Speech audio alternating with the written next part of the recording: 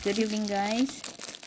So, galing yung anak ko sa simbahan. Ito yung natanggap niya.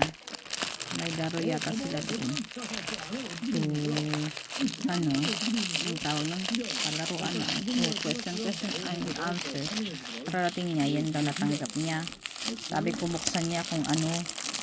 Sabi niya, huwag na daw kasi bumili siya ng pagkain ng aso. Excited siyang nagpakain.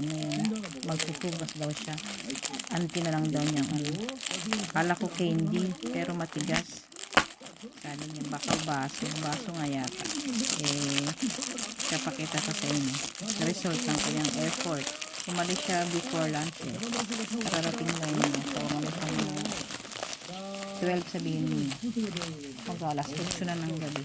Dumating. Kasi bakasyon nila 1 month. Nagyayaya naman yung simbahan pag may mga activities sila.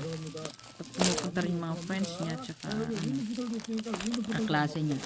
Excited siya.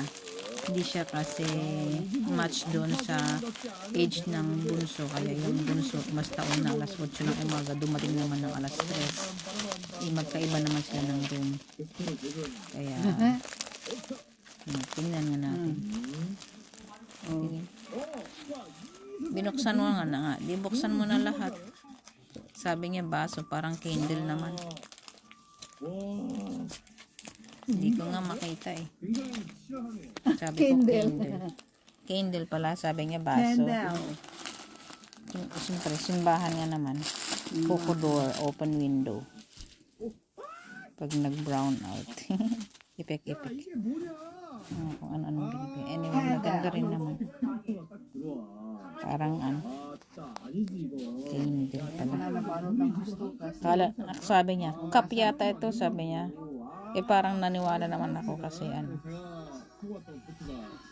So, that's the gift. Anyway, thank you sa gift, diba? Then,